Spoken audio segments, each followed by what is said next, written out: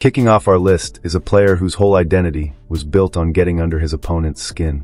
Gary Payton, the Glove, was a master of psychological warfare, a point guard with a defender's grit and a showman's charisma. When he was on the floor, you never got a moment of peace, and his relentless trash talk was just as sharp as his lockdown defense. Jordan, the king of trash talk himself, was usually unfazed. But Payton was different.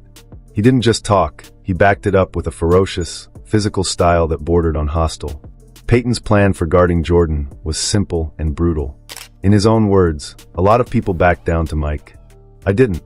I made it a point, I said just tire him out. Tire the F out of him. I just kept hitting him and banging him, and it took a toll on Mike. Their most famous showdown came in the 1996 NBA Finals. After the Bulls roared to a 3-0 lead, Sonics coach George Karl finally put Payton on Jordan. The switch had a clear impact.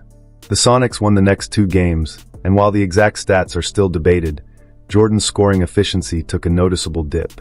In those games with Payton as the primary defender, Jordan had to work much harder for his points than he was used to. Years later, during The Last Dance, Jordan was shown a clip of Payton claiming his defense changed the series. In typical MJ fashion, he just laughed it off. I had no problem with the glove, he said with a smirk.